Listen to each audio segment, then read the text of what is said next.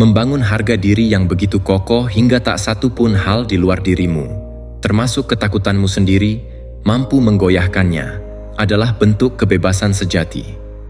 Pernahkah kamu membayangkan bagaimana rasanya hidup tanpa harus mencari validasi, tanpa perlu menyesuaikan diri hanya agar diterima, tanpa bergantung pada suka, komentar, atau pujian orang lain untuk merasa cukup? Ini memang bukan hal yang mudah, tetapi inilah inti dari filosofi yang telah diajarkan para Stoik lebih dari 2000 tahun lalu. Mereka memahami bahwa ketenangan batin dan martabat sejati tidak datang dari pengakuan eksternal, melainkan dari keterhubungan yang mendalam dengan nilai-nilai pribadi. Dalam dunia yang sibuk mengejar sorotan dan tepuk tangan, para Stoik memilih jalan yang berbeda, keheningan pembangunan batin.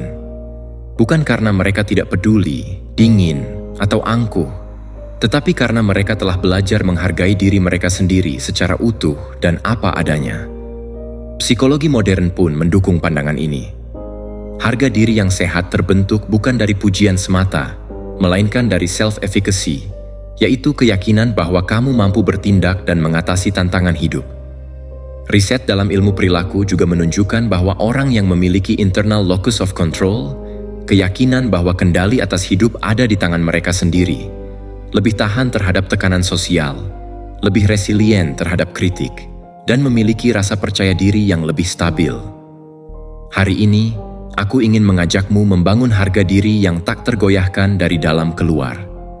Jika kamu benar-benar mempraktikkan pelajaran ini, kamu akan berhenti membandingkan dirimu dengan orang lain, berhenti membatasi potensi dirimu sendiri, dan mulai berjalan dengan keyakinan seseorang yang mengenal dan menghargai nilai dirinya. Dan semuanya dimulai dari sebuah tindakan kecil namun bermakna. Tulis di sini, hari ini saya menghormati diri saya seperti yang saya layak. Mungkin ini tampak sederhana.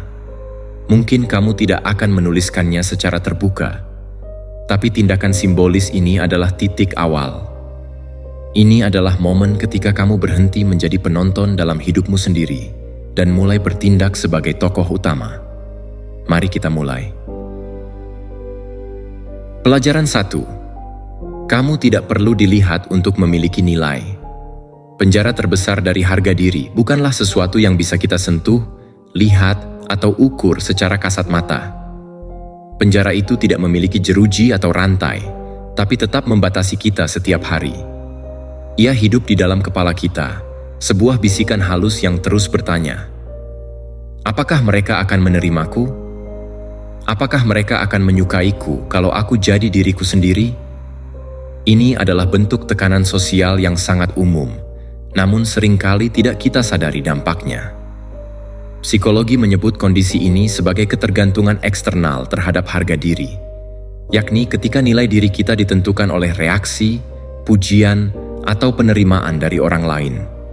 Ketika seseorang hidup dalam ketergantungan ini, mereka akan terus-menerus menyesuaikan diri, mengubah cara berbicara, menahan emosi, menyembunyikan pikiran yang sebenarnya, bahkan menekan identitas diri, semata-mata agar diterima. Ini adalah pola yang melelahkan secara mental dan sangat merusak keutuhan diri. Riset dalam ilmu psikologi, khususnya dari pendekatan self-determination theory, Ryan and Deci, menunjukkan bahwa kebutuhan akan otonomi, kompetensi, dan keterhubungan adalah 3 kebutuhan dasar psikologis manusia. Dari ketiganya, otonomi, yaitu kemampuan untuk menjadi diri sendiri dan membuat pilihan yang selaras dengan nilai pribadi, merupakan fondasi penting dalam membangun harga diri yang otentik.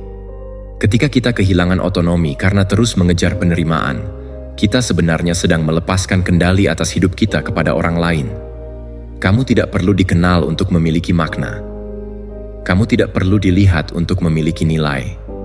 Karena nilai sejati tidak muncul dari perhatian orang lain, tetapi dari keberanian untuk hidup selaras dengan dirimu sendiri. Harga dirimu tidak dibangun dari jumlah suka, tepuk tangan, atau pujian. Harga dirimu dibentuk dalam kesunyian, dalam momen ketika kamu mempertahankan integritas meski tidak ada yang menyaksikan. Dalam pilihan-pilihan sulit yang kamu ambil karena tahu itu benar, bukan karena itu populer. Dalam keberanian untuk tidak menyenangkan semua orang, hanya demi menghormati suara hatimu sendiri. Filsuf Stoik seperti Marcus Aurelius pernah berkata, "Kedamaian datang dari dalam, jangan mencarinya di luar." Ungkapan ini bukan sekadar filosofi, tapi juga tercermin dalam temuan neuroscience. Otak manusia memiliki sistem penghargaan internal yang bisa diaktifkan bukan hanya oleh pujian eksternal, tapi juga oleh kepuasan moral dan keselarasan dengan nilai pribadi. Artinya, kita secara biologis dirancang untuk merasa damai ketika kita jujur terhadap diri sendiri, bahkan ketika tidak ada yang memuji kita. Pikirkan dengan jujur, berapa kali kamu menahan pendapatmu karena takut terlihat salah? Berapa kali kamu tersenyum agar tidak dianggap keras kepala, padahal hatimu ingin bicara? Itu bukan kerendahan hati, itu adalah bentuk penghilangan diri. Dan semakin lama kamu menghilang, semakin lemahlah kepercayaan dirimu, karena kamu terus mengkhianati siapa dirimu sebenarnya. Perubahan nyata tidak datang dari pengakuan orang lain, melainkan dari keberanian untuk mengatakan, "Saya cukup," bahkan jika tidak ada yang mengatakannya kepada saya. Itulah titik balik di mana kamu berhenti membentuk dirimu agar sesuai dengan dunia, dan mulai membentuk duniamu agar sesuai dengan nilai-nilai yang kamu yakini. Kritik hanya menyakitimu jika kamu diam-diam meragukan dirimu sendiri. Tetapi ketika kamu mulai benar-benar mengenali dan menghargai siapa dirimu, dengan segala kelebihan dan kekurangannya, tidak ada opini yang bisa menembus kedamaian batin itu. Kamu akan berhenti meminta izin untuk menjadi dirimu sendiri. Kamu akan berhenti menjadi budak ekspektasi. Ingat, kamu tidak di sini untuk menyenangkan semua orang. Kamu di sini untuk menghormati hati nuranimu. Kamu di sini untuk hidup dengan integritas. Dan siapa yang memiliki harga diri yang sejati bukanlah mereka yang paling keras membela dirinya, tetapi mereka yang tidak perlu menjelaskan eksistensinya kepada siapapun. Ia hidup dalam tenang, namun bernilai dalam-dalam. Jika kata-kata ini menyentuh sesuatu dalam dirimu, maka lakukan tindakan simbolis pertama. Tulis di komentar, "Saya membebaskan diri dari penilaian orang lain. Nilai saya tidak tergantung pada siapapun." Tapi jangan hanya menuliskannya. Hiduplah seolah itu sudah menjadi kenyataan. Karena setiap kali kamu memilih untuk menghormati dirimu sendiri, kamu sedang membangun kebebasan sejati yang tidak bisa dibeli, tidak bisa diberikan, hanya bisa diciptakan dari dalam. Harga dirimu bukan hadiah dari dunia. Itu keputusan yang kamu buat setiap hari untuk tidak lagi mengkhianati siapa kamu sebenarnya. Pelajaran 2. Sesuaikan nada pikiranmu. Ada satu tempat yang kamu tinggali setiap saat, bukan rumahmu, bukan tubuhmu, melainkan ruang batinmu, cara kamu berbicara pada dirimu sendiri. Itu adalah suara yang muncul saat kamu gagal, nada yang terdengar ketika kamu kecewa, dan bisikan yang terkadang lebih kejam daripada ucapan siapapun di luar sana. Pernahkah kamu berhenti sejenak untuk benar-benar mendengarkan bagaimana kamu memperlakukan dirimu sendiri? Dalam psikologi, ini dikenal sebagai self-talk atau dialog internal. Penelitian menunjukkan bahwa kualitas dialog ini sangat memengaruhi kesehatan mental, ketangguhan emosional, dan rasa harga diri seseorang. Sayangnya, banyak dari kita yang tanpa sadar menjadikan pikiran sendiri sebagai sumber luka, bukan tempat pemulihan. Kalimat-kalimat seperti, "Kamu selalu gagal," atau "Kamu tidak cukup baik," menjadi mantra harian yang tidak pernah dipertanyakan. Padahal itu hanyalah gema dari pengalaman lama, standar usang, atau luka yang belum sembuh. Plato pernah mengatakan bahwa kita harus memeriksa satu persatu kebiasaan dan pilihan hidup kita, dan bertanya dengan jujur, apakah aku masih memilih ini, ataukah aku hanya dikuasai oleh sesuatu yang bahkan bukan lagi milikku? Hal yang sama berlaku untuk pikiranmu. Apakah suara itu masih mencerminkan siapa dirimu hari ini, atau hanya sisa gema kritik dari masa lalu? Seringkali, masalahnya bukan pada kegagalan itu sendiri, tetapi pada cara kita menanggapi kegagalan itu secara batin. Kamu bisa jatuh dan bangkit kembali, atau kamu bisa jatuh dan mengubur dirimu dalam hinaan yang kamu ciptakan sendiri.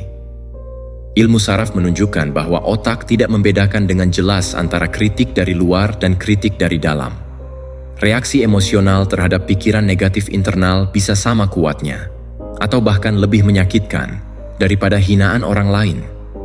Jika kamu terus-menerus mengulang kata-kata yang keras dan kejam kepada dirimu, sistem sarafmu akan mencatatnya sebagai kebenaran, dan seiring waktu, identitasmu pun mulai terbentuk dari kritik itu. Namun, perubahan dimulai ketika kamu memilih untuk mengubah nada itu. Mengubah "saya gagal" menjadi "saya sedang belajar". Mengganti "saya tidak pernah bisa" menjadi "saya belum berhasil, tapi saya bisa mencoba lagi". Ini bukan penipuan diri, melainkan langkah menuju self-compassion, konsep yang telah dibuktikan oleh psikolog seperti Dr. Kristin Neff sebagai salah satu faktor kunci dalam ketahanan emosional. Orang yang mampu berbicara pada dirinya dengan hormat dan empati, bahkan dalam kegagalan, cenderung lebih tangguh dan berkembang daripada mereka yang hidup dalam pola pikir penuh hukuman. Henry Ford pernah berkata, "Jika kamu percaya kamu bisa, atau percaya kamu tidak bisa, dalam kedua kasus kamu benar. Pikiranmu percaya apa yang kamu ulangi. Maka, berhati-hatilah terhadap kata-kata yang kamu tanamkan dalam dirimu sendiri. Karena suara itu akan menjadi fondasi cara kamu memandang dunia, memandang orang lain, dan yang paling penting, memandang dirimu sendiri. Jangan menunggu orang lain untuk menenangkanmu. Jadilah suara itu bagi dirimu. Jadilah yang berkata, 'Kamu sudah cukup.' Jadilah yang mengingatkan, 'Ini sulit, tapi kamu belajar.' Jadilah suara yang membimbing, bukan menghakimi, yang mengangkat, bukan menjatuhkan. Karena harga diri sejati tidak dibangun oleh pujian dari luar, melainkan dari keteguhan suara batin yang memilih untuk menghormati dan merawat dirimu. Hari ini, ubahlah nadamu. Ucapkan dalam hatimu atau tuliskan dengan keyakinan, 'Hari ini saya memilih untuk berbicara pada diri saya dengan rasa hormat.' Karena cara kamu memperlakukan dirimu di dalam menentukan bagaimana kamu akan hidup di luar.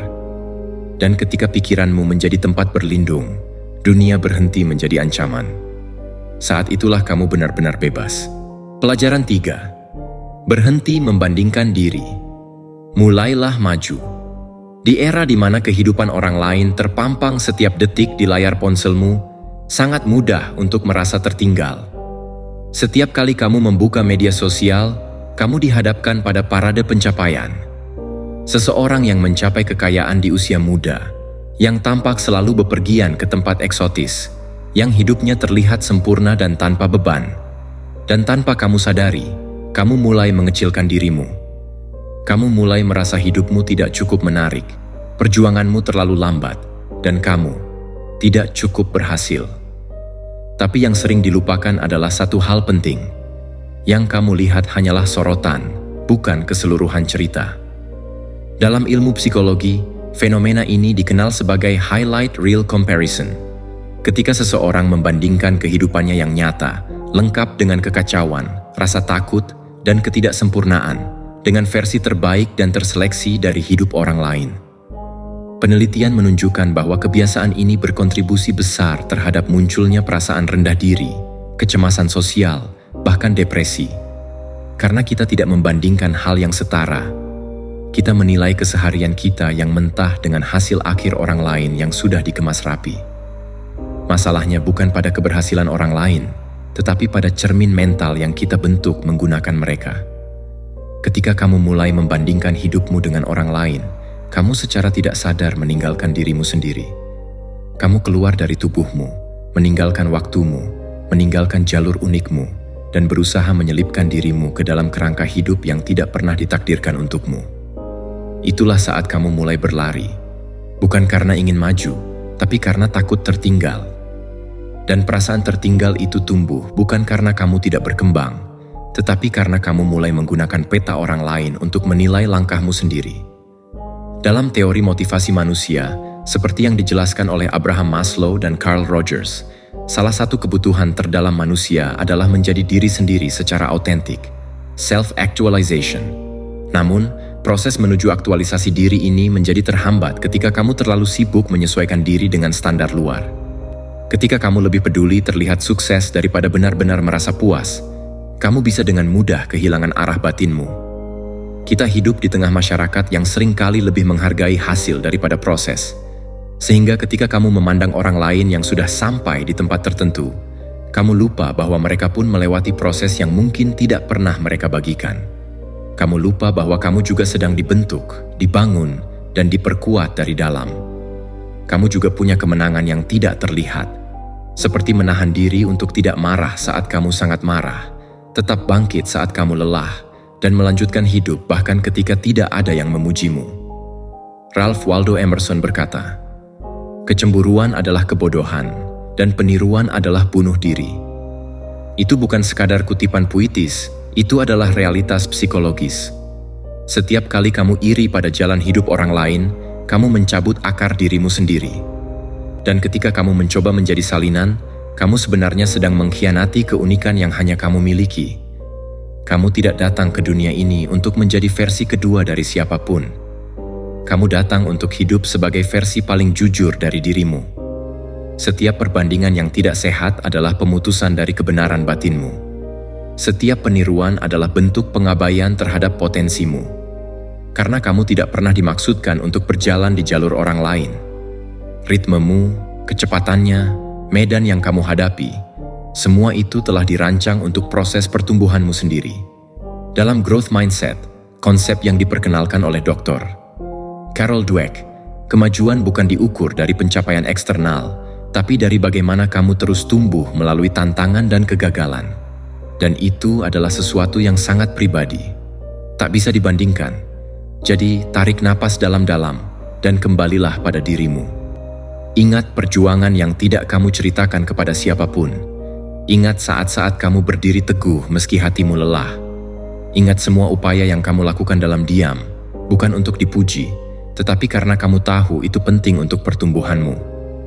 Prosesmu mungkin tidak viral, tidak difoto, tidak diberi penghargaan, tetapi itu tetap sakral. Kamu tidak perlu menjadi cepat. Kamu perlu menjadi tulus. Kamu tidak perlu menjadi mencolok. Kamu perlu menjadi otentik. Karena kamu tidak di sini untuk bersaing. Kamu di sini untuk berevolusi. Ketika kamu mulai menghormati prosesmu sendiri, dunia berhenti menjadi arena perlombaan dan berubah menjadi ruang pembelajaran. Hidup bukan tentang siapa yang lebih cepat sampai garis akhir, tapi tentang siapa yang berani berjalan setia di jalannya sendiri, dengan kejujuran, kesabaran, dan keyakinan. Jangan biarkan perbandingan mencuri damai dan potensimu. Pelajaran 4. Belajar mengatakan tidak tanpa rasa bersalah. Ada pelajaran yang tidak kamu pelajari dalam ketenangan, tetapi di tengah kelelahan. Ketika setiap ya yang kamu ucapkan demi menjaga perasaan orang lain, justru menjadi beban batin yang kamu tanggung sendirian. Ketika bantuan yang kamu berikan tanpa henti perlahan berubah menjadi tuntutan yang mengikis energi. Ketika niat baikmu tidak kembali sebagai rasa terima kasih, tetapi sebagai ekspektasi yang terus meningkat. Di titik itulah, kamu mulai memahami. Tidak memiliki batas bukanlah kebaikan, melainkan bentuk halus dari pengabaian terhadap diri sendiri. Psikologi menyebut ini sebagai people-pleasing behavior, yaitu kecenderungan untuk mengatakan ya demi menghindari konflik, rasa bersalah, atau penolakan. Ini sering berakar dari masa kecil, di mana cinta atau penerimaan terasa bersyarat. Hanya datang jika kamu menyesuaikan diri atau menekan kebutuhan pribadi. Namun yang menjadi bahaya adalah ketika kamu terus memprioritaskan kenyamanan orang lain di atas kebutuhanmu sendiri, secara tidak sadar kamu mengajarkan otakmu bahwa perasaanmu tidak penting. Dan lambat laun, harga dirimu terkikis bukan karena orang lain jahat, tetapi karena kamu tidak pernah membela dirimu. Bayangkan dirimu seperti taman. Batas yang kamu buat bukanlah tembok pemisah, tetapi pagar pelindung. Jika siapapun bisa masuk dan menginjak sesuka hati, maka tidak ada yang bisa tumbuh di sana. Sama halnya dengan kehidupan. Tanpa batas, kamu tidak akan bisa membangun ruang yang aman untuk bertumbuh. Menetapkan batas bukanlah tentang menolak kasih sayang, tetapi tentang memberi arah kemana kasih sayang itu harus mengalir, tanpa mengorbankan dirimu sendiri.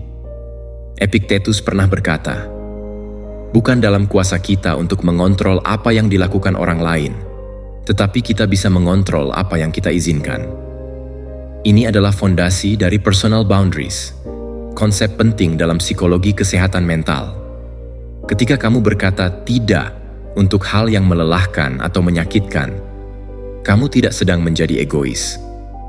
Kamu sedang mengembalikan kendali kepada tempat yang seharusnya, dalam dirimu.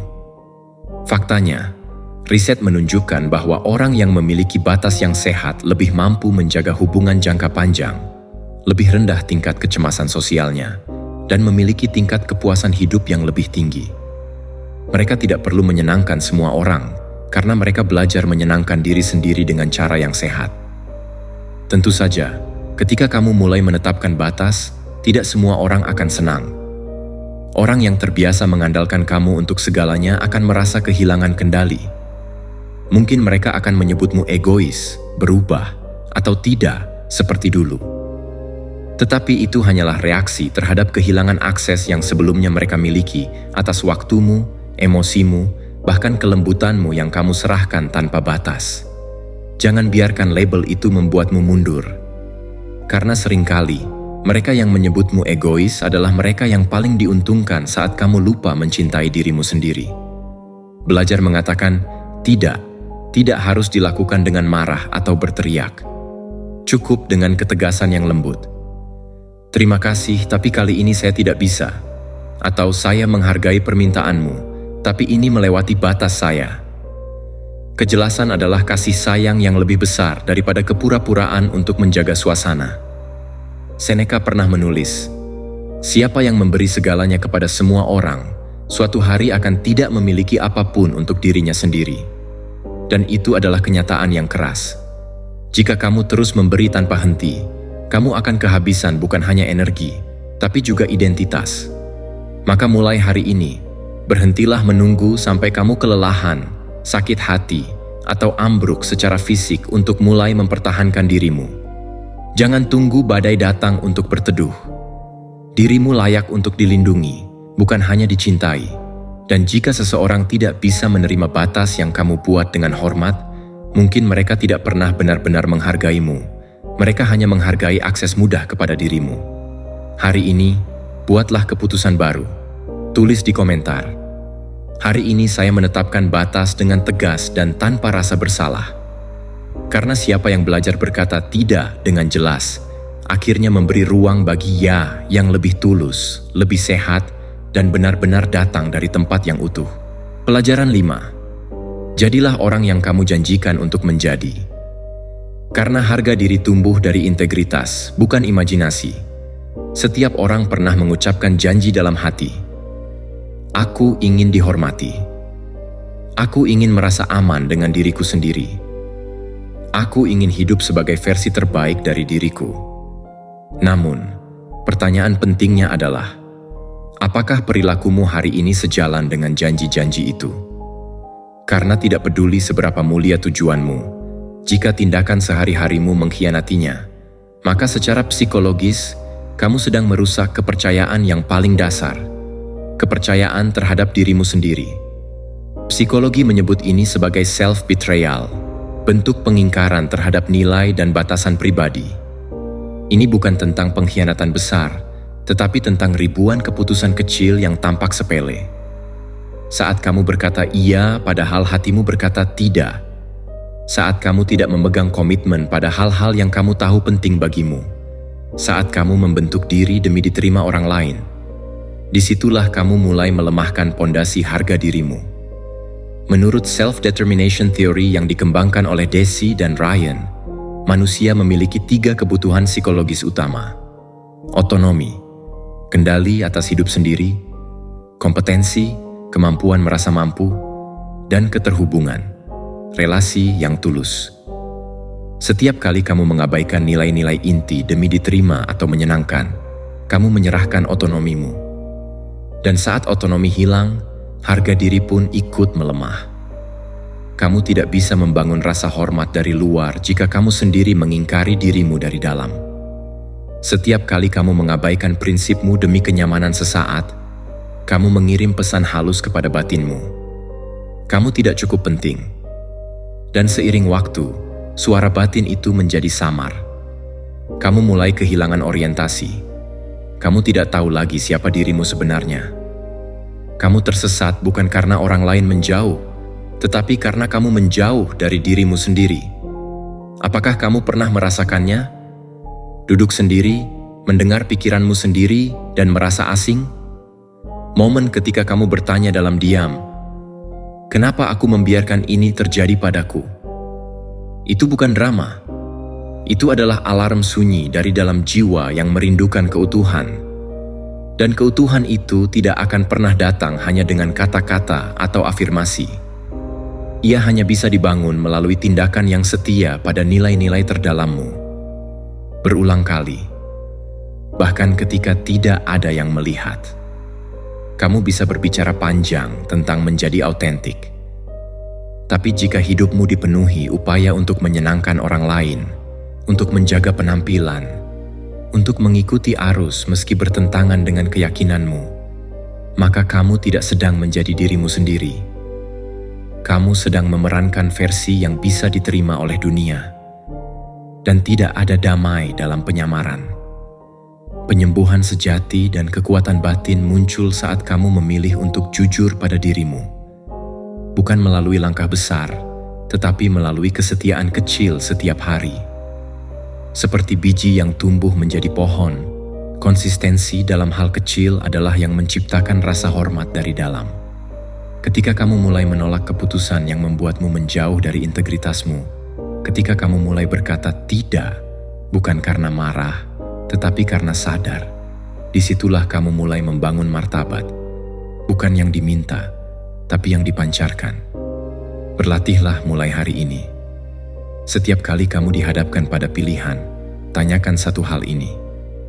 Apakah pilihan ini mendekatkan aku pada diriku yang ideal atau menjauhkan?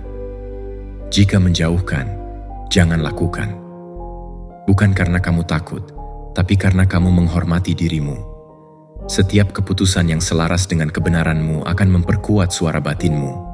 Dan ketika batinmu mulai berkata, "Aku bisa mempercayaimu," maka kamu telah menanam dasar yang kokoh untuk harga diri. Bukan harga diri yang bergantung pada validasi luar, tapi yang muncul dari dalam, tenang, stabil, dan tidak bisa dibeli. Ingat, kamu tidak akan merasa kuat jika kamu terus meninggalkan dirimu demi diterima. Kamu tidak akan merasa aman jika kamu terus mengingkari keyakinanmu untuk dimengerti. Dan kamu tidak akan pernah merasa dihargai jika kamu sendiri tidak memperlakukan dirimu dengan hormat. Jadilah orang yang kamu janjikan untuk menjadi, bukan besok, tapi sekarang. Karena pada akhirnya, harga dirimu bukan ditentukan oleh siapa yang menepuk bahumu, tapi oleh seberapa sering kamu menepati hatimu sendiri. Pelajaran 6. Gunakan ketidaksempurnaanmu sebagai fondasi. Karena harga diri tidak butuh kesempurnaan, tapi keberanian untuk bertahan. Di dunia yang terobsesi dengan hasil akhir, kamu diajarkan sejak dini bahwa kesempurnaan adalah syarat untuk dihormati oleh orang lain dan bahkan oleh dirimu sendiri. Kamu mungkin tanpa sadar meyakini bahwa kamu baru pantas merasa bangga, layak dicintai, atau dihormati ketika kamu cukup sukses, cukup kuat, cukup bebas dari kesalahan. Tapi kebenaran psikologis dan manusiawinya adalah ini. Harga diri yang otentik tidak dibangun dari kesempurnaan. Ia dibangun dari ketidaksempurnaan yang diterima dan diolah. Dalam psikologi klinis, dikenal konsep unconditional self-acceptance, penerimaan terhadap diri tanpa syarat. Artinya kamu bisa mengakui kesalahan, kekurangan, dan masa lalu yang tidak sempurna tanpa menjadikan hal-hal itu alasan untuk membenci diri sendiri. Ini bukan bentuk penyangkalan atau pasrah. Justru ini adalah bentuk tertinggi dari tanggung jawab emosional. Mengakui bahwa kamu belum selesai, tapi kamu terus belajar. Kamu jatuh, tapi kamu tidak menendang dirimu saat kamu sudah di tanah. Kamu terluka, tapi kamu tidak menambahi luka itu dengan cemoohan dari pikiranmu sendiri. Kita hidup di zaman yang sangat dikurasi. Foto-foto diedit, pencapaian disorot, momen dipoles agar terlihat lebih sempurna daripada kenyataan. Dan jika kamu terus membandingkan dirimu dengan versi terbaik orang lain, kamu akan terus merasa gagal meski telah bertumbuh. Disinilah banyak orang tersesat. Mereka menolak proses pribadinya karena merasa tidak cukup mengilap dibandingkan proses orang lain. Namun, harga diri yang sejati tidak lahir dari apa yang bisa kamu tunjukkan. Ia lahir dari bagaimana kamu tetap hadir, bahkan ketika kamu tidak punya apa-apa untuk dibanggakan. Marcus Aurelius menulis, "Apa yang menghalangi jalan menjadi jalan?" Kalimat itu bukan sekadar filosofi, tapi juga prinsip neurologis. Otak manusia memiliki neuroplasticity, kemampuan untuk berubah dan membentuk ulang dirinya berdasarkan pengalaman dan respons. Ketika kamu gagal tapi memilih untuk bersikap lembut dan belajar, kamu secara literal membentuk pola pikir baru. Pola pikir yang lebih tangguh, lebih tahan banting, dan lebih berbelas kasih. Kamu tidak hanya menjadi lebih kuat secara psikologis, tetapi juga lebih sehat secara neurologis. Epictetus menambahkan bahwa kita tidak punya kuasa atas apa yang terjadi, tetapi kita sepenuhnya bertanggung jawab atas bagaimana kita merespons. Jadi pertanyaannya bukan, kenapa ini terjadi padaku? Tetapi, apa yang bisa aku lakukan sekarang untuk bertumbuh dari sini? Saat itulah luka berhenti menjadi akhir dan mulai menjadi awal. Saat itulah kamu berhenti menggunakan luka sebagai senjata dan mulai menggunakannya sebagai bahan bangunan. Semua harga diri yang kokoh lahir dari sebuah perjanjian batin. Saya tidak akan menjadi musuh bagi diri saya sendiri. Kamu boleh mengakui bahwa kamu pernah salah langkah, pernah menjatuhkan dirimu, pernah mengorbankan hal-hal yang seharusnya kamu jaga. Tapi itu tidak akan pernah menghapus nilai dasar dirimu sebagai manusia. Kesalahan adalah bagian dari perjalanan, bukan pembatal harga dirimu. Yang membedakan bukanlah siapa yang paling sempurna, tetapi siapa yang paling setia membangun kembali dari kehancurannya. Cecca berkata, kesulitan mengungkapkan karakter sejati, dan seringkali kesulitan terbesar adalah internal. Itu benar. Suara paling kejam bukan datang dari luar, tapi dari pikiran sendiri, penilaian diam-diam yang kamu ulang tiap malam. Standar tak terlihat yang kamu coba kejar tanpa tahu dari mana asalnya. Perbandingan konstan dengan bayangan sempurna yang tak pernah ada. Tapi semua itu bisa mulai berubah ketika kamu memutuskan, cukup sudah. Cukup sudah menyalahkan dirimu untuk setiap kekurangan. Cukup sudah merendahkan dirimu untuk setiap kesalahan masa lalu. Cukup sudah hidup di bawah tekanan untuk menjadi versi sempurna dari dirimu. Hari ini, buatlah langkah kecil yang berkata, saya layak dihormati, bahkan di tengah proses saya. Karena sesungguhnya, harga diri tidak tumbuh ketika semuanya berjalan mulus. Harga diri justru lahir ketika kamu jatuh dan tetap memilih untuk berjalan dengan integritas. Dan itulah kekuatan sejati. Bukan menjadi sempurna di mata dunia, tapi tetap memegang tangan dirimu sendiri, bahkan ketika dunia menjauh. Pelajaran 7. Disiplin adalah wujud tertinggi dari rasa hormat kepada diri sendiri.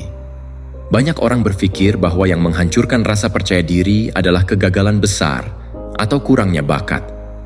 Padahal dalam kenyataannya, yang paling sering meruntuhkan harga diri adalah pengkhianatan-pengkhianatan kecil yang dilakukan secara diam-diam dan berulang.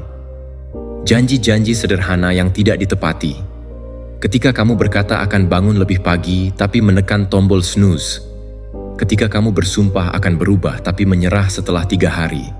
Ketika kamu berkata akan mulai hari ini tapi akhirnya memilih Senin depan.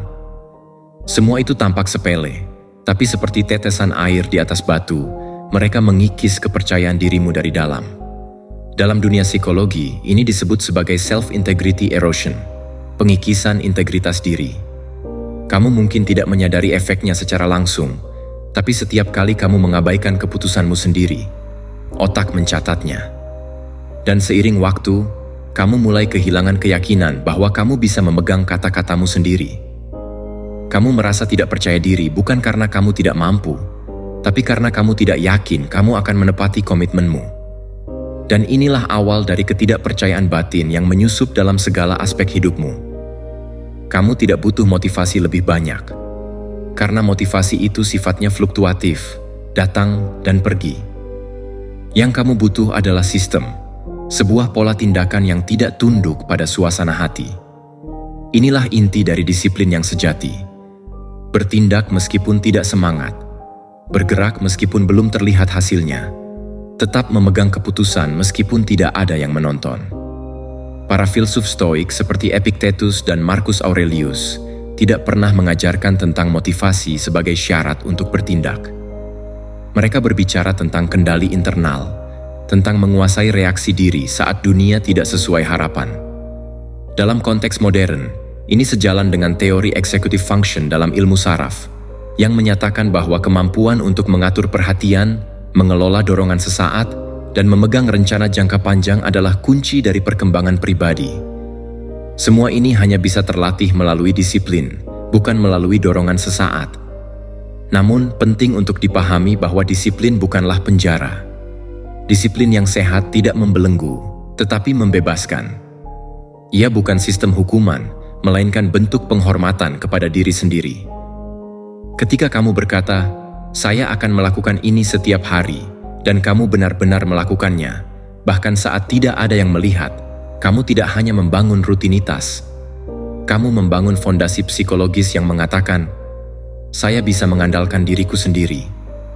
Dan itu adalah sumber harga diri yang paling kokoh. Keandalan pribadi.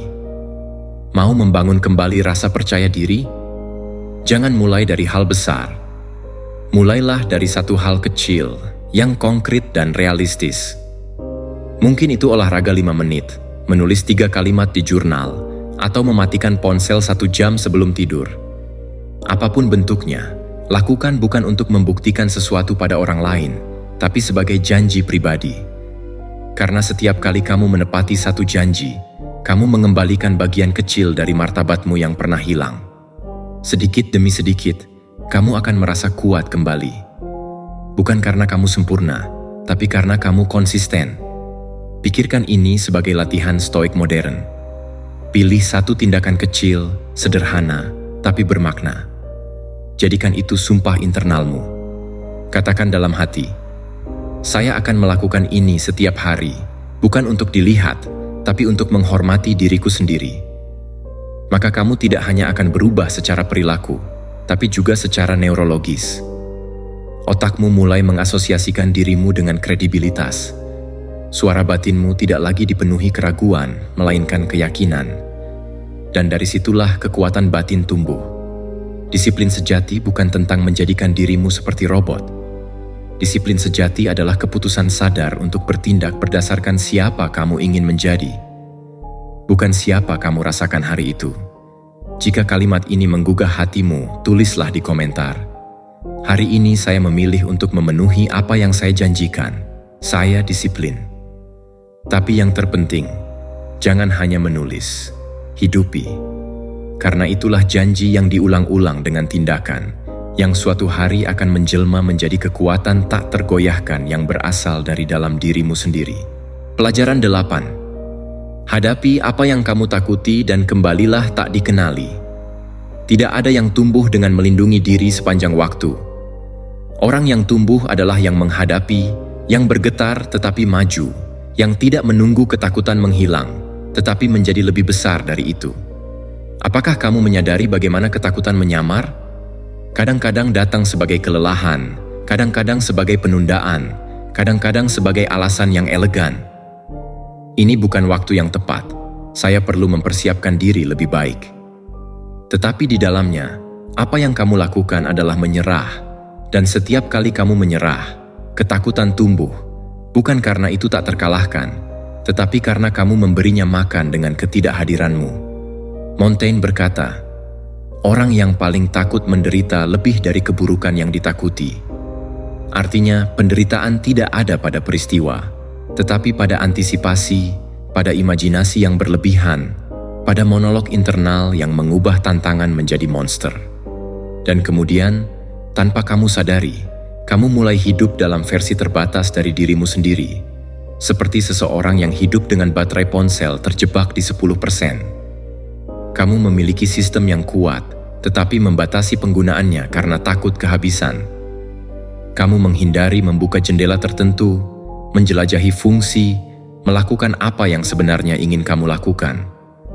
Kamu hidup menahan diri, tetapi bukan karena kebijaksanaan, tetapi karena ketakutan akan kegagalan, kesalahan, atau tidak cukup.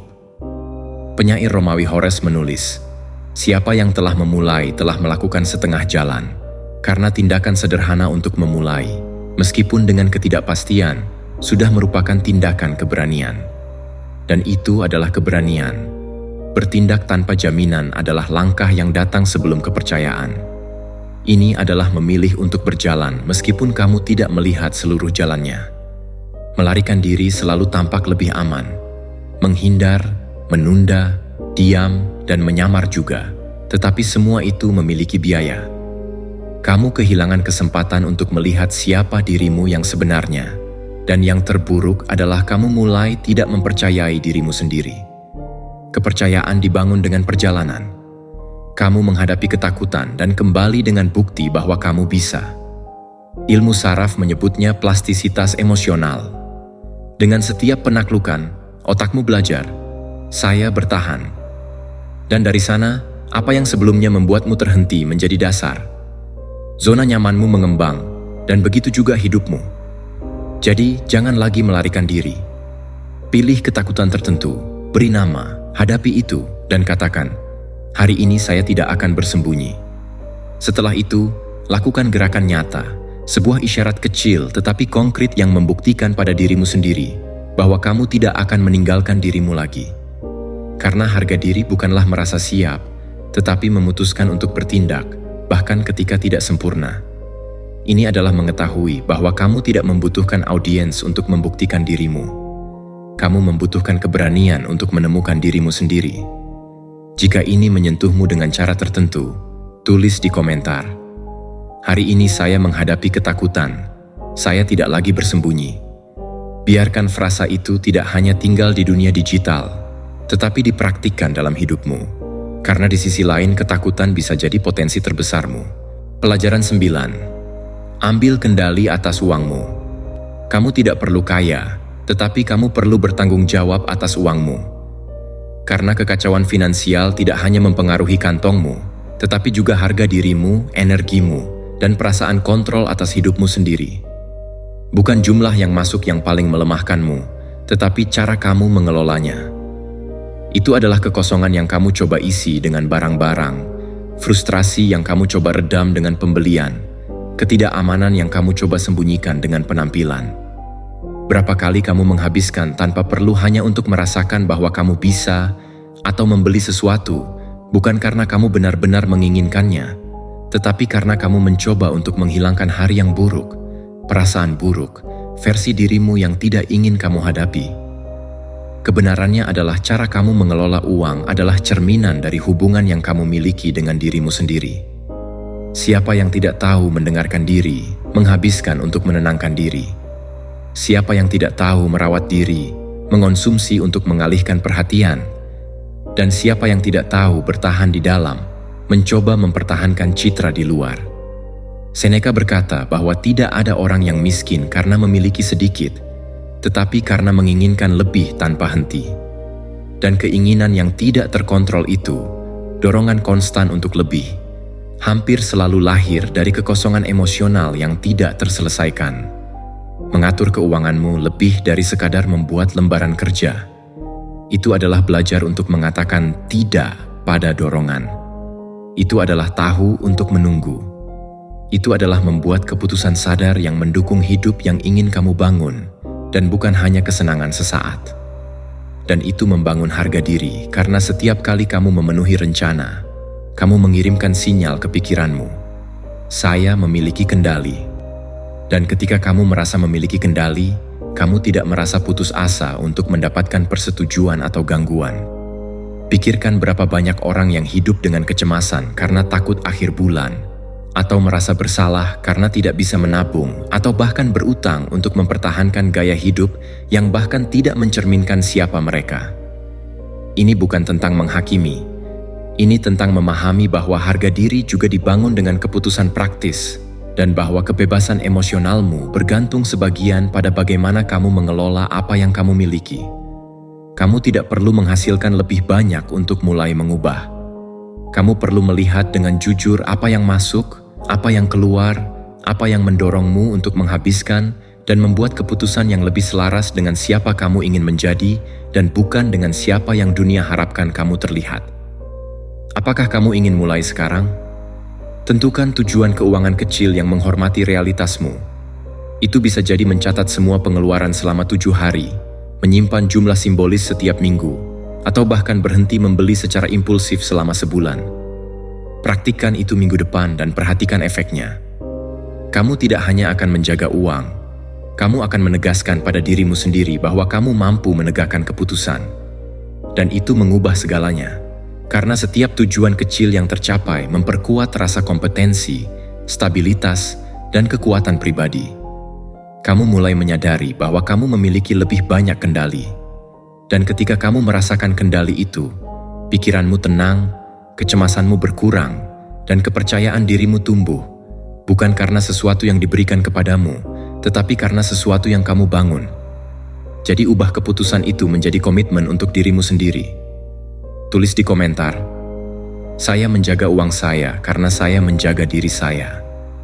Karena pada akhirnya, pengorganisasian tidak hanya tentang angka, tetapi tentang kehadiran.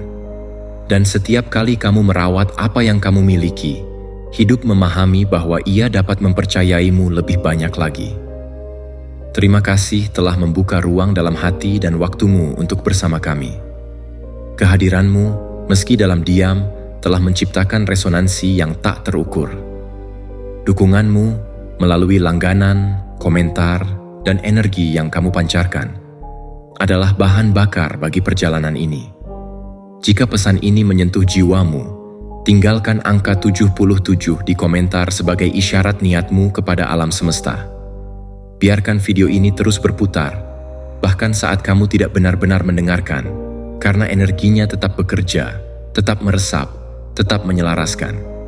Ingatlah, semakin dalam kamu menyerapnya, semakin kuat resonansinya dalam hidupmu.